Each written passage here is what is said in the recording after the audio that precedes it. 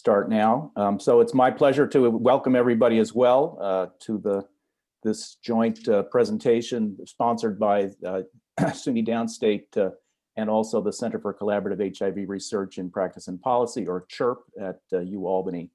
CHIRP is organizing and sponsoring some of the talks in this series, including today's talk. And it is a partnership, as David indicated, between the AIDS Institute, the University of Albany, and SUNY Downstate are our primary partners, but we do have affiliated faculty at other places, and our speaker today is an affiliated faculty member in CHIRP from Iona College. So I think without further ado, I will go ahead and introduce today's speaker. I would invite people to put questions in the chat, or if you have a burning question during the presentation, that's okay to raise those. But it's my pleasure to welcome and introduce Darrell Wheeler, PhD, MPH, MSW. Darrell is the Provost and Senior Vice President for Academic Affairs at Iona College in New Rochelle, New York.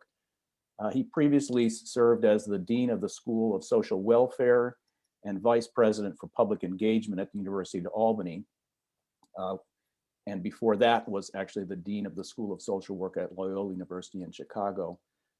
Dr. Wheeler has more than 25 years of research and community partnership experience in health disparities research, with extensive scholarly work with local and national Black men who have sex with men MSM communities. His research interests include behavioral and social science investigations of risk and resilience factors associated with HIV infection and transmissions.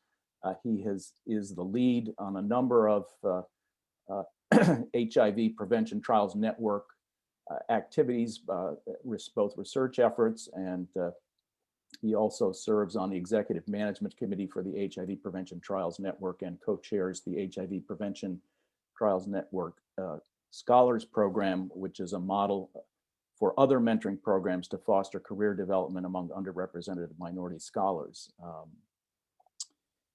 Dr. Wheeler has worked to promote the engagement and success of underrepresented minorities in HIV prevention sciences. His research, teaching, and community engagement work has demonstrated a deep understanding of the uses of data and evidence in developing innovative programs and policy initiatives, especially related to health with marginalized and oppressed groups. So we're very pleased that Dr. Wheeler has joined us today to talk on the subject you see on the slide: ending the epidemic post-2020 election cycle, advancing an equitable and diverse HIV agenda in a divided and hostile political landscape. So with that, Dr. Wheeler, I'll turn it over to you. Thank you, Dr. Burkhead, and thank you for inviting me, colleagues. It's a pleasure to be here today, albeit a bit of a daunting pleasure. Speaking to an illustrious group like this, it's a fairly intimate setting, even though we're virtual, because many of you I know, and I know and respect your work so much. So when I was putting this together and really thinking, I want this to culminate in as much of a discussion as a lecture, because I think we're all invested in advancing the HIV agenda.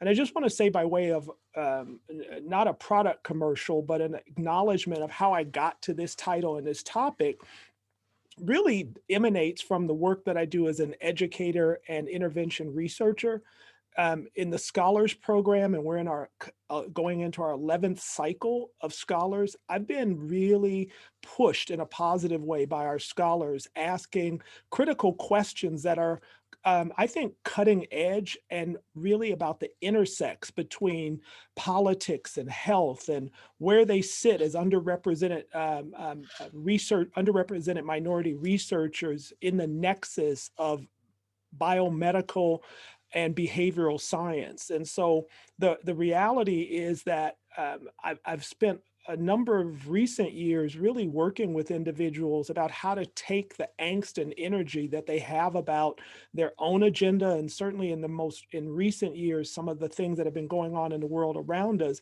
and how do you bring that to bear on your scientific agenda?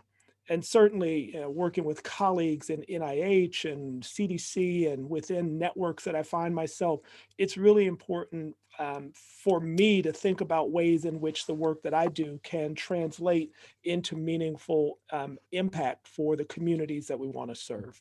So that's kind of my commercialism on this. It wasn't some deep sit down and, what's the aim of your study, but it really emanates out of a world of practice and the interface with individuals who probably going to be the next generation of leading scholars in this arena.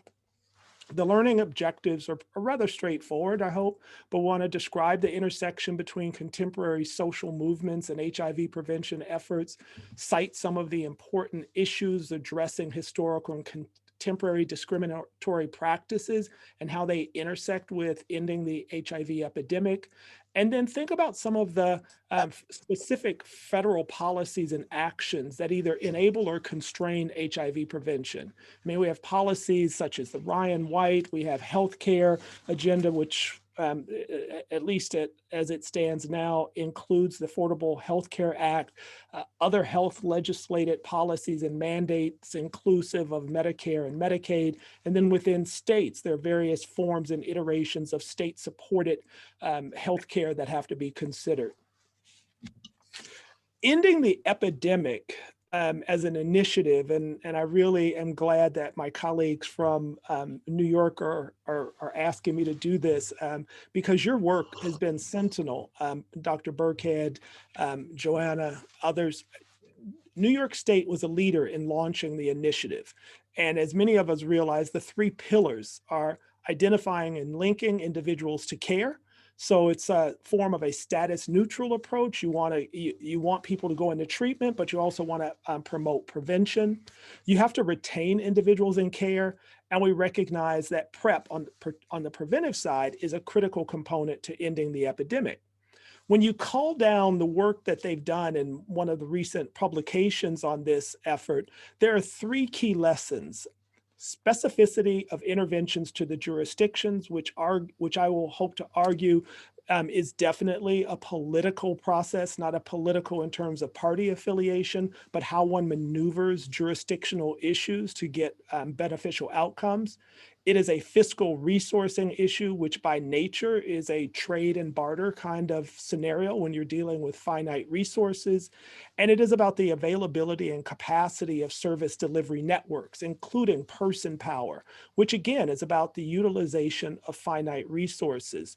So truly ending the epidemic with a goal of reducing the number of people living with HIV and AIDS through the application of these three pillars is ultimately about an agenda that includes political, jurisdictional, fiscal, and other resource applications that have to be considered along with the biomedical considerations. Now, as we all know, the status neutral approach incorporates prevention and intervention, but this cascade, the continuum of care, we've all seen it in various iterations, but it's getting people who are unknown, getting them diagnosed, getting them into care, retain the care, and ultimately virally suppressed.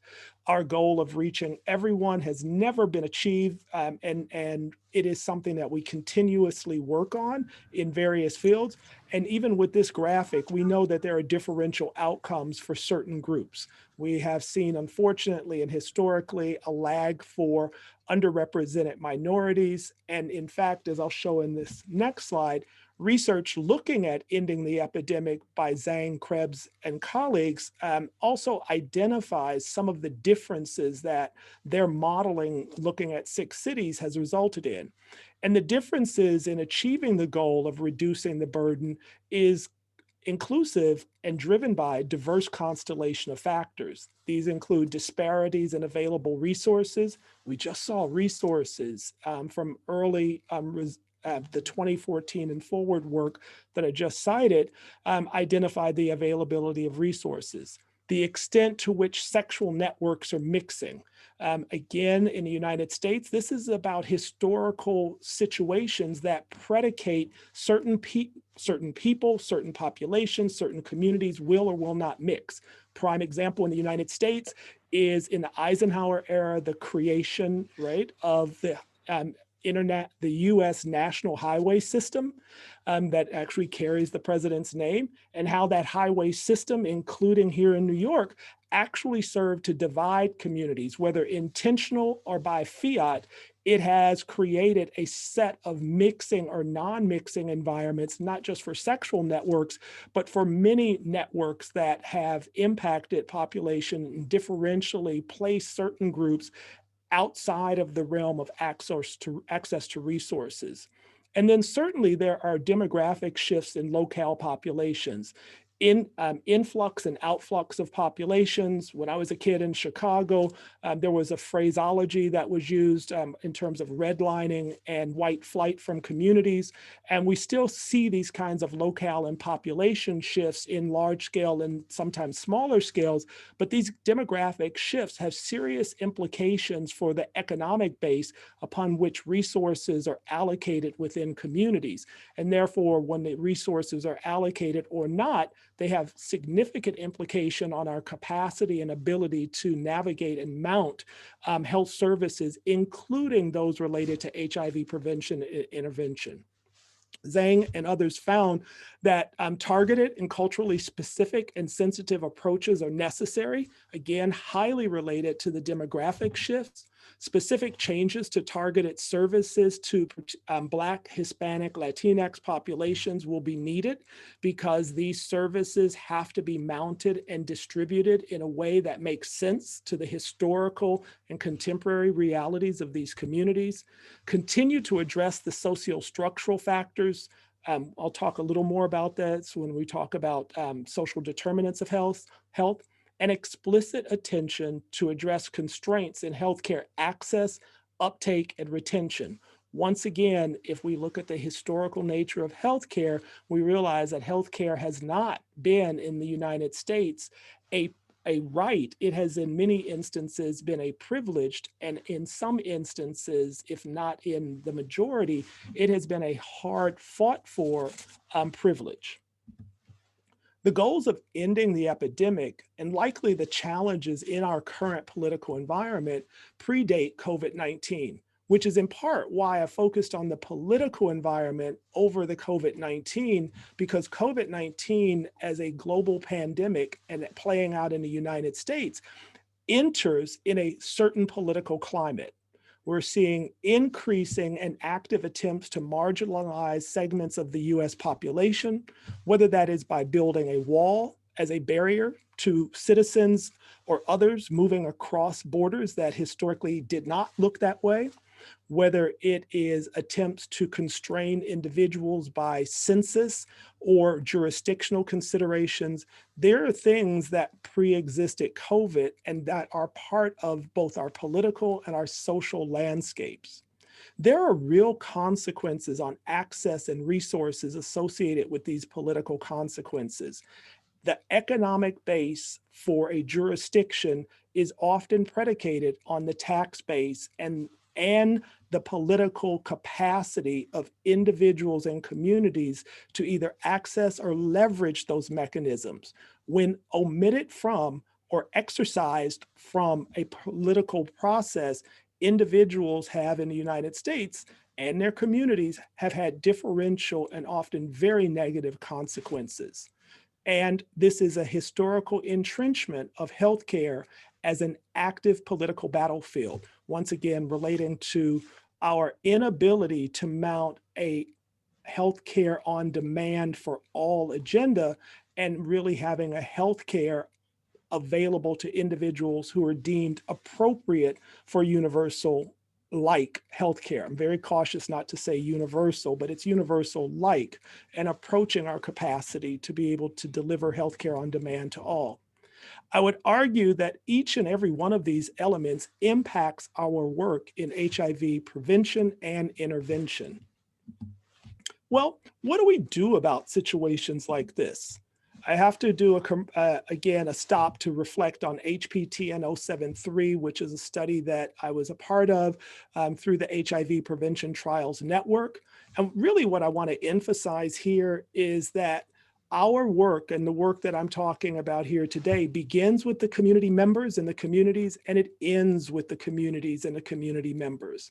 That in the model that I'm presenting here, while we were focused on a particular intervention to support the uptake of PrEP, it really was about understanding the communities that we were working with, and by extension, working with the individuals within those communities, moving them through a set of interventions that were critically designed to support their decision-making, and then being cognizant and keenly integrating the fact that individuals move through our research agendas and go back into their communities.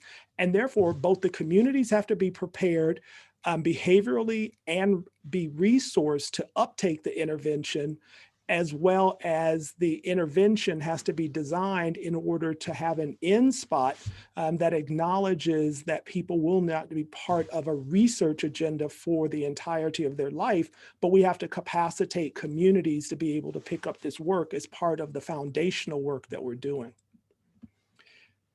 Translating our knowledge into action is what I really am excited about doing in terms of my own research and thinking about being an affiliated faculty member with CHIRP and working in this space with my colleagues on the screen, but also with our young scholars. It's really addressing the core scientific questions of, what are the physical and psychological impacts of the work we do?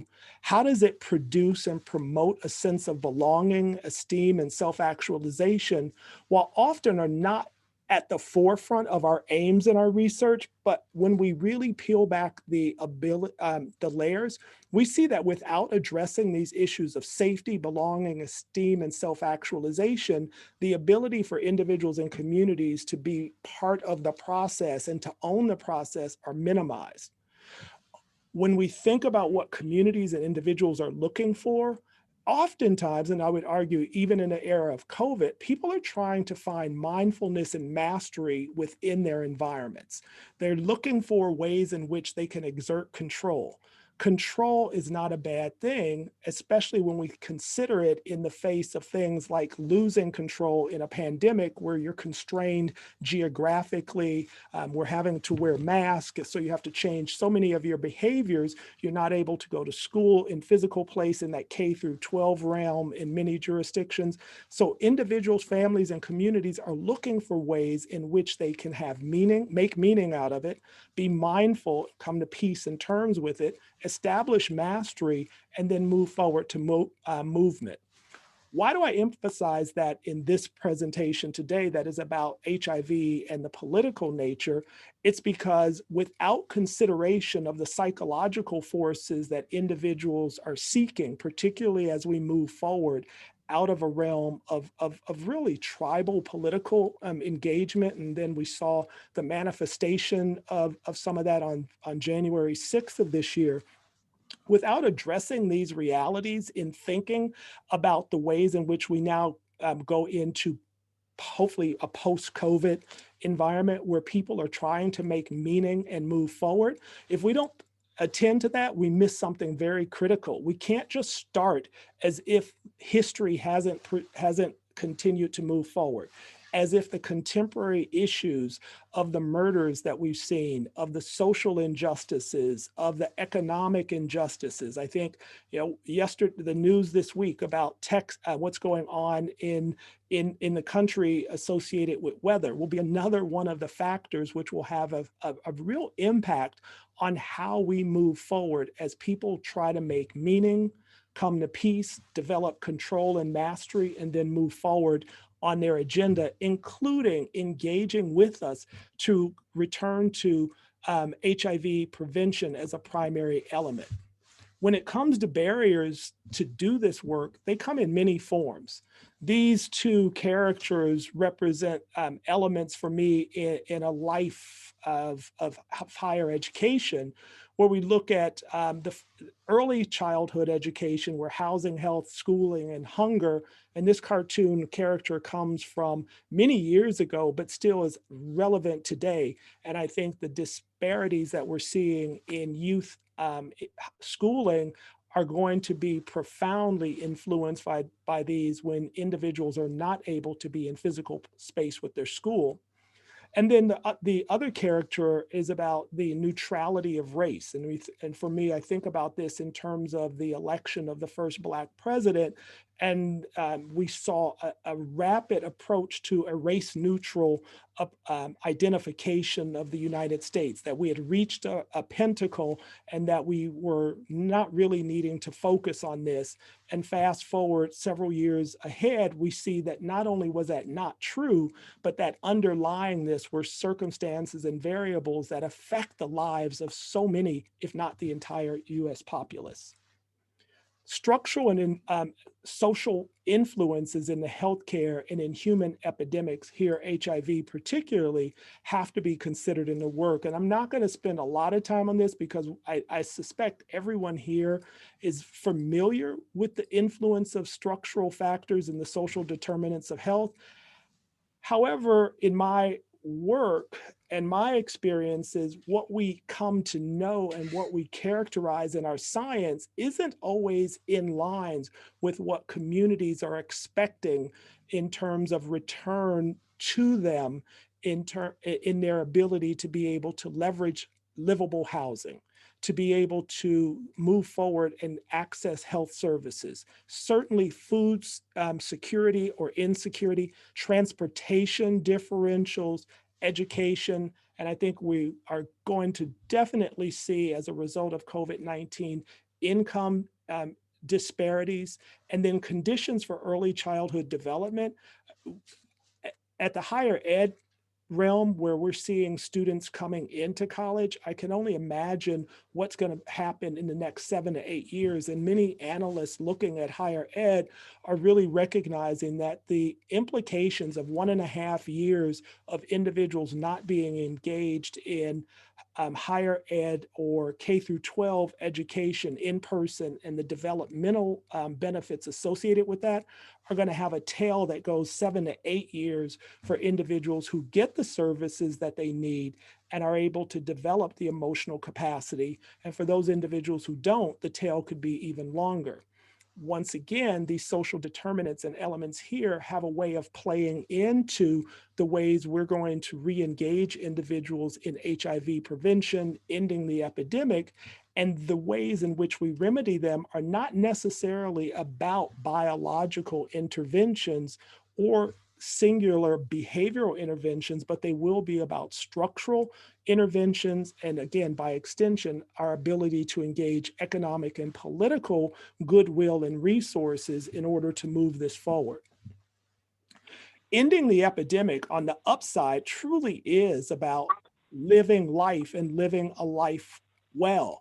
However, the American dream is wrought with many perils for individuals. And again, looking at the data in recent times, and particularly from the sector where I sit now as an education administrator, what we're seeing and noting is that individuals with resources have had very limited impact on their educational progression. What we're seeing on the college end, and we think about the American dream, is first generation individuals accessing college are lagging significantly behind. And this has implications for future advancement. How does this relate to HIV and ending the epidemic? What we know is that income, education, the ability to secure stable housing, stable jobs are highly interrelated, and that when barriers are put in place, individuals are often left on the margins. And I know here in New York today, I was watching news about the resurgence, or not even the resurgence, the police bust on a mega meth operation in one of the 5 boroughs here. And then the discussion was about the way meth is being introduced with an intentionality within populations, and in part that may have been driven by COVID. So, or the isolation that's associated with COVID. So we may start to see individuals who might have been on a different pathway not having access to that pathway and then being engaged in higher risk behaviors. And I do believe we've seen some early biomedical data that suggests there have been upticks in cases of STIs that would likely be associated with isolation or engagement within those narrow sectors that are confined by individuals who are isolated, mentally fatigued, and their ability to access medical providers, HIV prevention services.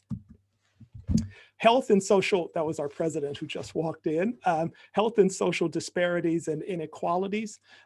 Some things change and others just stay the same over the long period. And back to the prior slide, we know that health outcomes are not the same for all groups. Therefore, and I go back to the very second slide that I showed where even our colleagues here from New York, as years ago, were starting to identify that jurisdictions matter. Looking within communities, understanding differential health outcomes is crucial to us being able to mount effective campaigns where we can utilize the best of biomedical and behavioral sciences to advance the ending the epidemic agenda. So medical and public health professionals have many tools that are effective in healthcare, but alone they are not going to do the job. We have to have bridge spanning with our mental health providers, substance use and treatment, housing, and I didn't add it to this list, but transportation is increasingly becoming discussed as one of those playing field levelers when people have access to appropriate transportation. However, true integration and interoperability between and among these has been challenging. Stated differently, we live in a siloed world in which it's not often easy to bridge across domains. And if we think about funding mechanisms, funding for education is often separated from funding for health, which is separated from funding for housing.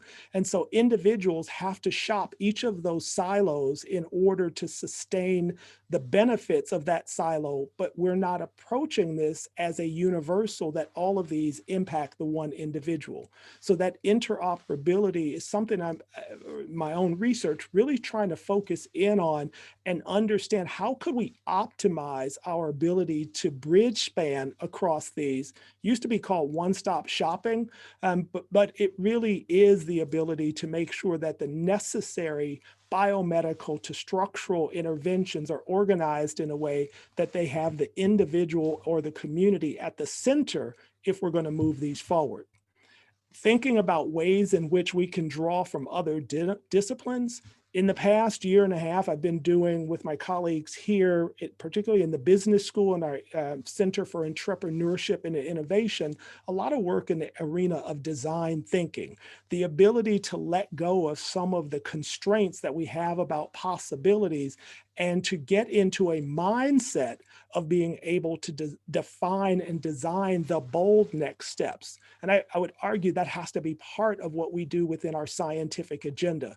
It's not willy-nilly. There is a strong science behind design thinking, and our ability to leverage that, I think, is going to be important for us. When we think about models of transformation, there are lessons to be learned from business structures, because at the end of the day, so much of what we do is necessarily driven by the availability of resources. And so the business arena does have elements that enable us to think about ways in which we can transform our best biomedical and behavioral science into effective mechanisms. And then finally, for this particular discussion and slides, marketing and strategic communications in an era where we are inundated with diverse information sources. I think many of us at the community interface point realize that community members have options for messages. And if our messages are in a clouded zone, if our messages are not received and interpreted in a particular mechanism, and in a particular time frame, probably, they're less effective. And so relying on old strategies of flyers or, not paying attention to the centrality of these marketing and strategic communication mechanisms actually is an impediment to us achieving the goals that we want to do.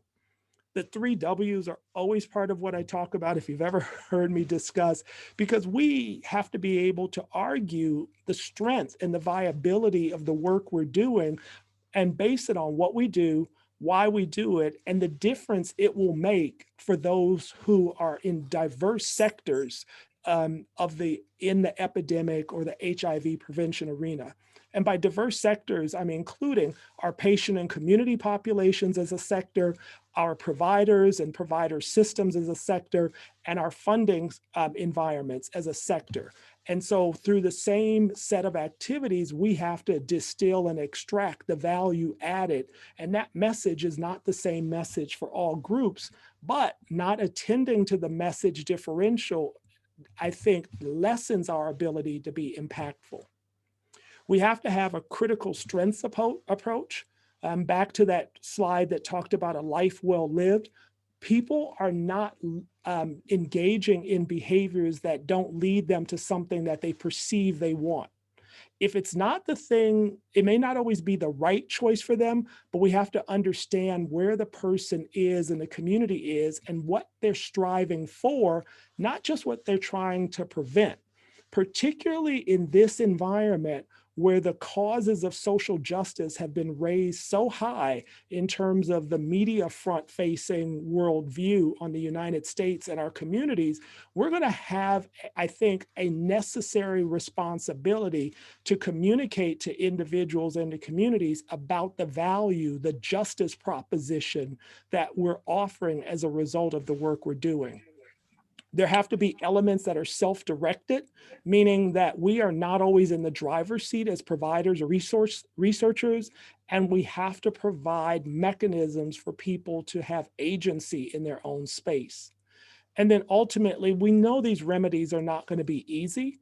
We know that they're complex, and we also know that they're going against a historical backdrop that spans the entirety of the United States experience and experiment. And so it's not an easy lift, but without attending to these, I don't think we're going to be able to move forward, particularly given the continued emphasis on the divisiveness that is, I would argue again, has been exacerbated, not the result of, but it's been exacerbated by the political cycle we've just come through.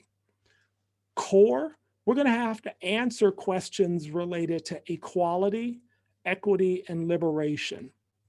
We're going to have to answer questions about whether or not we're dealing with the whole person or if we're only able to deal with a small sector of the individual's needs.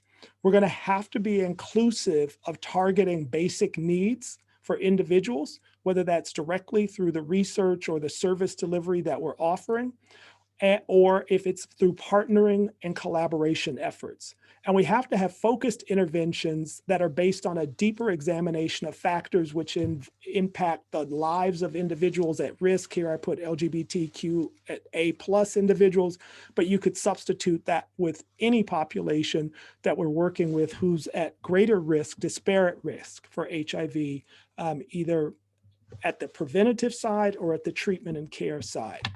So the last slide really is about key takeaway questions, or it should have read takeaway questions, my apologies. You know, what will it take for science and sociopolitical systems of care to catch up with patients' needs?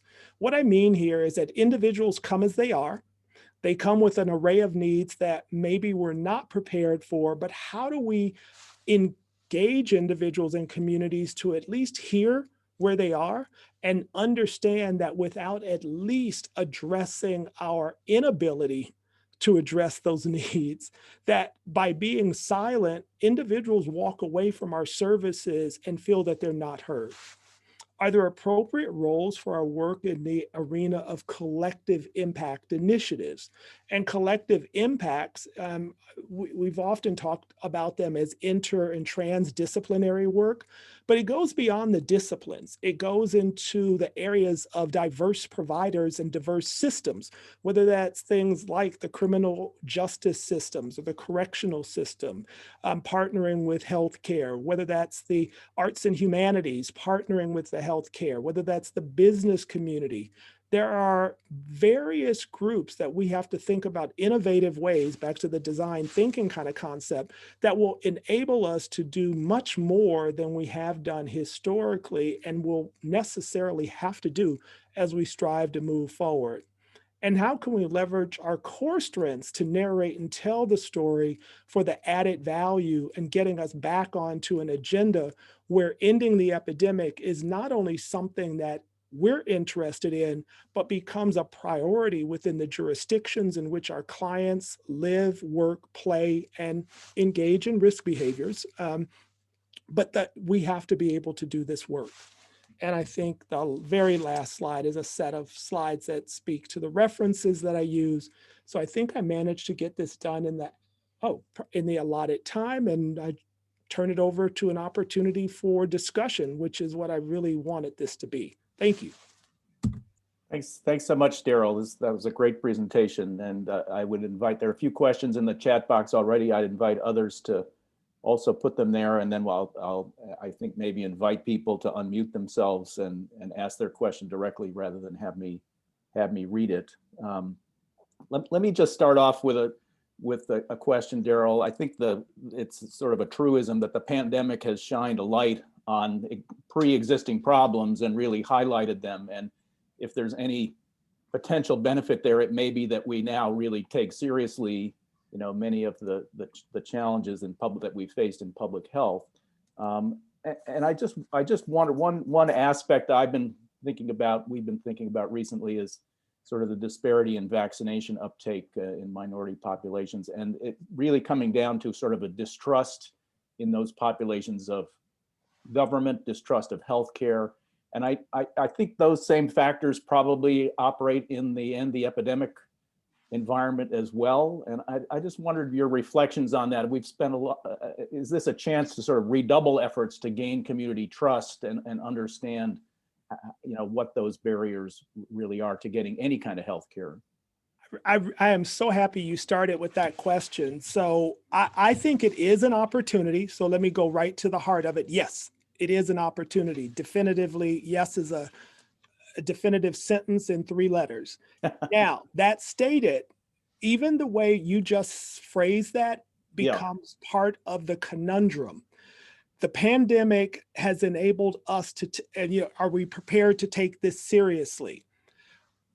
When we marry that with the historical issue of distrust, the issue of the we becomes central, because for nearly 400 years, for Black folk, they've been saying, this is not a fair system.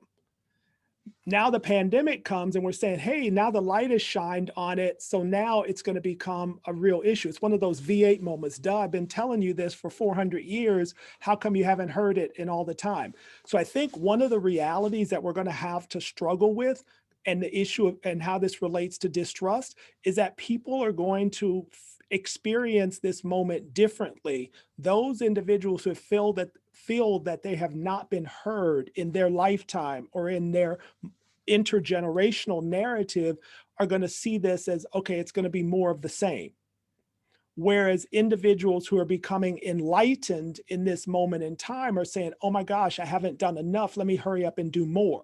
So you're going to have the interface between individuals who have felt not heard and the individuals wanting to message. This is why I talk about the role of media and strategic communication.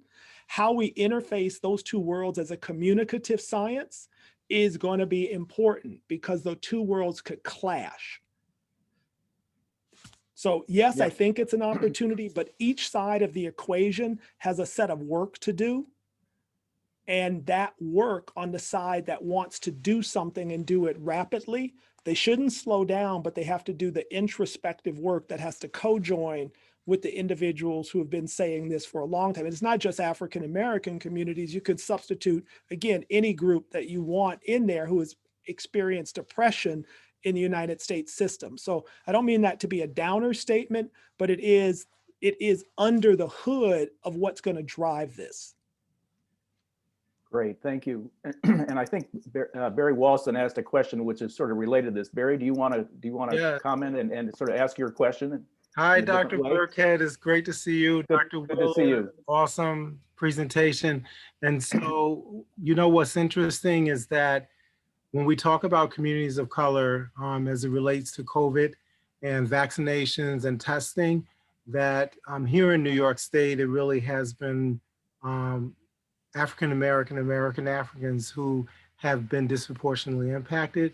even here in Albany, when we think about the uptake of vaccinations, actually the API community have been vaccinated more. They're a smaller percentage of being vaccinated, where again, American Africans have not been vaccinated, and partly is due to access as a barrier.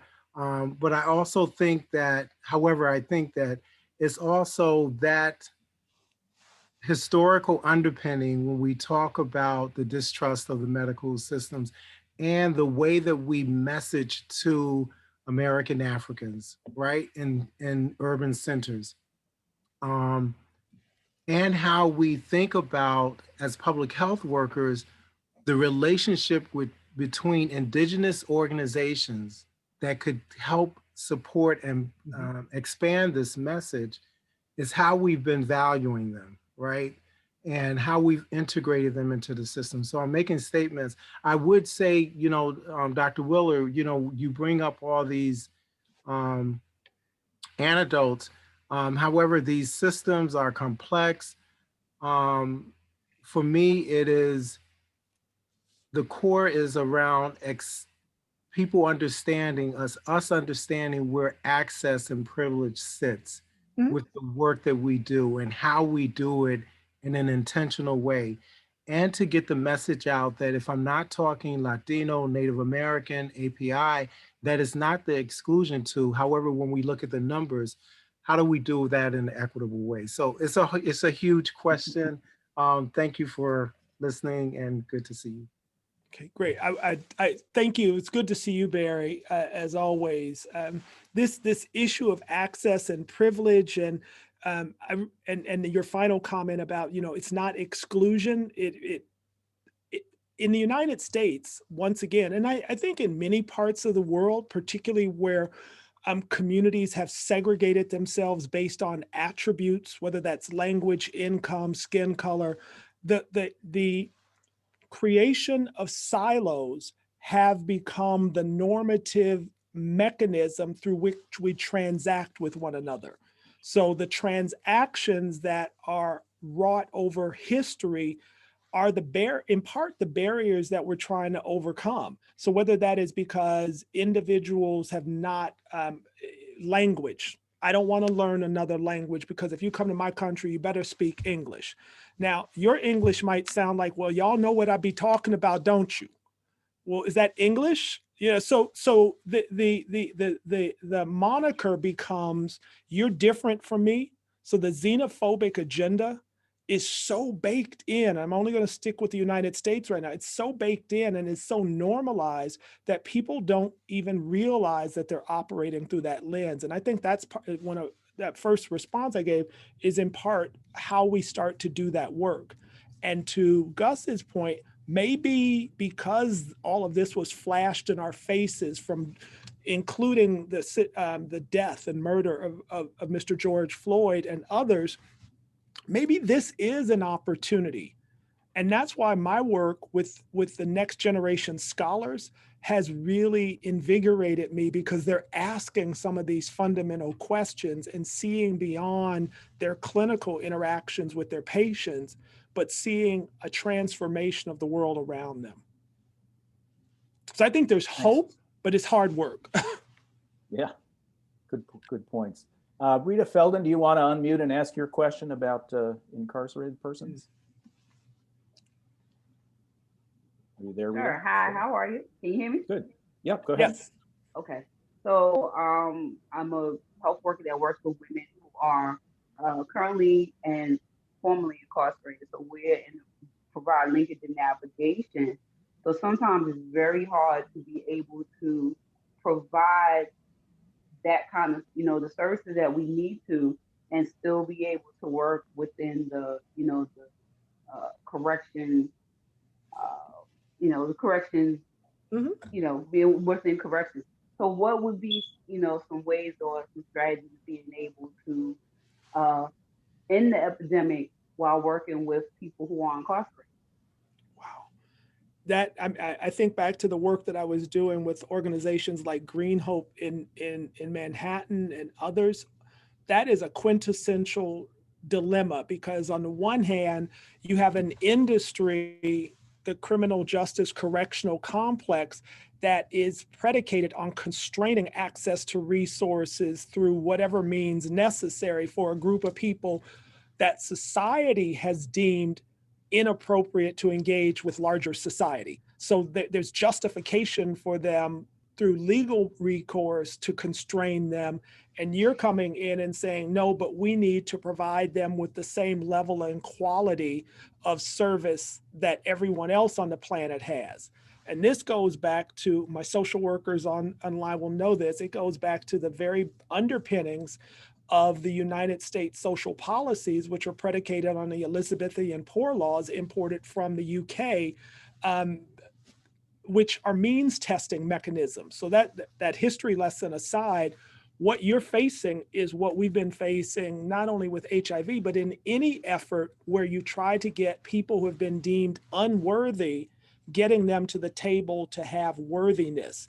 And so I think the route to go here, and I'm going to come back to Dr. Burkhead's statement, can we leverage the post-political and the post-COVID pandemic and the horrific atrocities that we've seen during this past year to make this a human rights issue for all? Because as I said earlier, we as a country don't value the whole person, we segment people out. So I know that is in no way helpful to you in the immediate. And I would actually defer to my colleagues across these screens because you have more talent and collective wisdom than I do on these matters. But if we as a society don't value people, then segmenting out people who have already been discarded in some ways and saying now they need to be lifted up, that's a heavy lift. So you're doing the shero's work, there's no doubt. And your job is daunting. And I honestly don't have some quip or silver bullet for that one. That's. Yeah. I just think from our work in the AIDS Institute in the prisons, it's tough. But you start to take the broader view that these people are going to go, part of the role of prisons, in theory at least, is to, quote unquote, rehabilitate or prepare people. So we want people to be able to go back into society and be on PrEP. Or whatever it is, whatever the intervention is. So I think you got to keep working with it. It comes back to the sort of the systems approach that Darrell, you were talking about. That's a system that needs to be really worked on to get it to appreciate public health outcomes. I just offer that. There were a few questions I saw on structural, the social determinants. Social determinants, yeah, there's a question. Sevilla, do you want to unmute? I don't know how to say your name and ask your question. I think it basically was, how do we address social determinants of health in low-income communities? I think that's the holy grail of public health in many ways. And public health model has always included environment as a critical factor.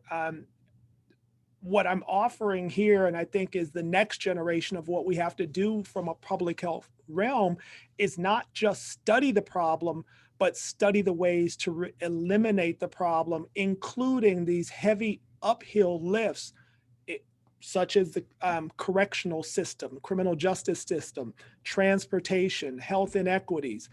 And in the United States, because each of these is part of a siloed, segmented way of seeing society, you don't have for example, we don't have a department of citizen well-being. We have a department of transportation, we have a department of health, we have a department of education. That siloed, segmented component is baked into the way we see our ability and responsibility to the human enterprise. We see it as a segmented mechanism by which we have to evaluate the worthiness of individuals to receive the common good. So the common good as a foundation is an idea that has never truly been operationalized. So the things like social determinants of health honestly are baked into the very fiber of the way we approach the work that we do. We don't have an industry or a secretarial department that is about elevating the status of the individual. We look at the deficits that need to be reduced. So I think that the question on ending the social determinants of health would require, and why I said, where do we see our collective impact? Our collective impact really is, as scientists, public health practitioners, clinicians, our ability to reach across these barriers and to bridge span, to start to knit together what would be an effective approach to lifting people up above these social determinants. And similarly with structural barriers. And I know that as a social scientist, as a social worker, as I have been doing this for 30 years, when I talk like this, individuals with a pure bench scientist agenda will say, well, I can't do that because it's too complex. Or if I talk to my statistician friends, it's like the ability to model that would be too complex. I don't argue that. But the cost of human life, as we've seen with COVID-19, where we've lost 450,000 plus individuals and are on scale to lose many more hundreds of thousands, the cost is phenomenal on the human enterprise. And so at some point, when do we stop saying it's too complex and start challenging our social and political systems to do better?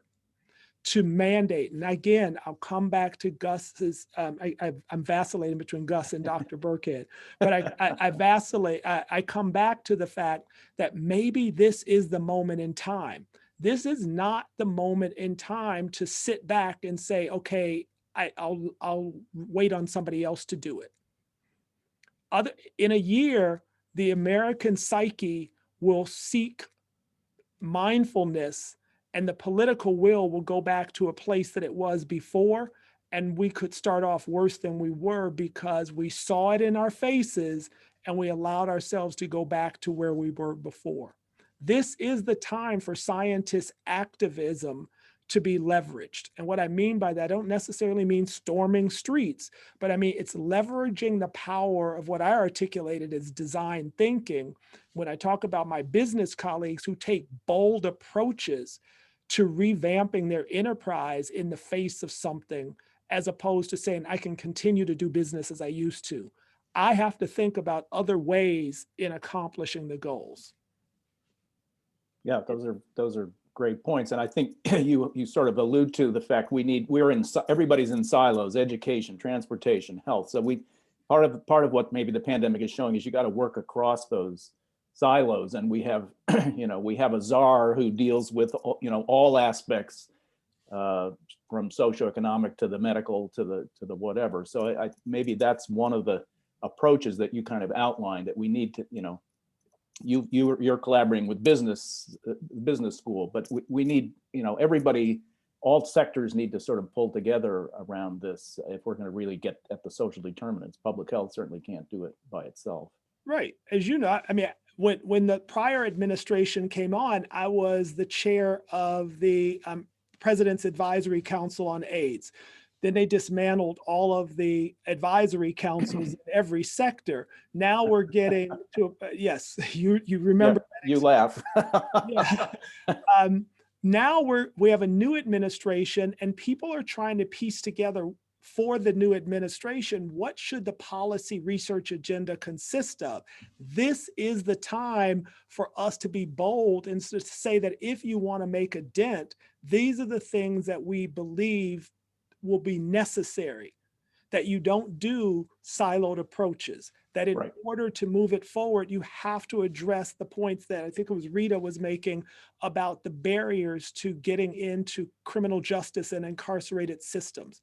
So it is politics with a lowercase p, but it requires understanding the nature of the political enterprise, because this is not work for the faint of heart. Being ridiculed and being seen suspect, it's not fun. Good points. Well, I think we're at the end of the hour, Yes. and Darrell, I really appreciate the time you've taken, and you've a lot of food for thought here. I think you've laid out some challenges to us to think about and how we can move things forward. So I really appreciate it. We had a great turnout. We had over 80 people on at one point. So the recording of this, we hope we'll make available somehow. We'll get a messages out about that. But again, thank you so much for joining us, and stay safe, everybody. We'll see you soon. Thank you for inviting me. I appreciate it. Okay, thanks. Barry, we didn't lose intersectionality, but all right. Thanks, everybody. Thanks.